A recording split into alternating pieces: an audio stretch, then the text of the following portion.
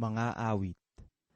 Ang makapangyarihan Diyos, ang Diyos na Panginoon, ay nagsalita at tinawag ang lupa mula sa pagsikat ng araw hanggang sa paglubog ni Yaon. Mula sa Sayon, nakasakdalan ng kagandahan, sumilang ang Diyos.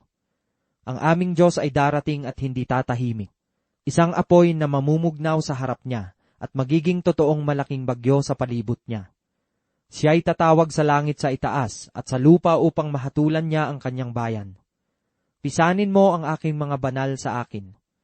Yaong nangakikipagtipan sa akin sa pamamagitan ng hain, at ipahahayag ng langit ang kanyang katuwiran. Sapagkat ang Diyos ay siyang hukom.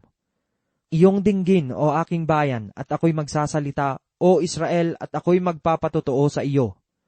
Ako'y Diyos, iyong Diyos. Hindi kita sasawayin dahil sa iyong mga hain, at ang iyong mga handog na susunugin ay laging nasa harap ko.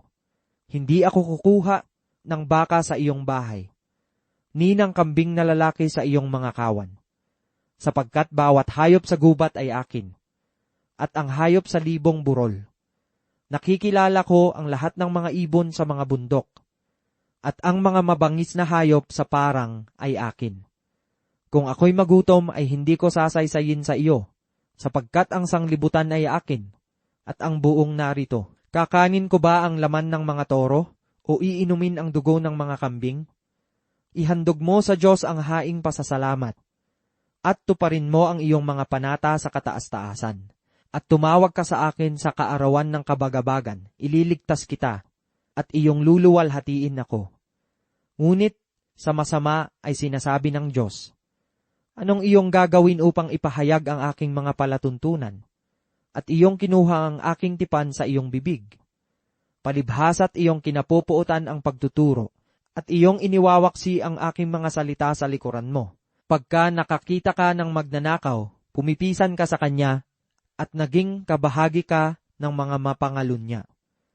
Iyong ibinubuka ang iyong bibig sa kasamaan, at ang iyong dila ay kumakatha ng karayaan.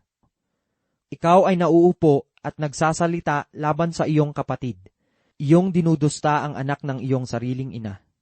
Ang mga bagay na ito ay iyong ginawa, at ako'y tumahimik. Iyong inisip na tunay na ako'y gayang-gaya mo.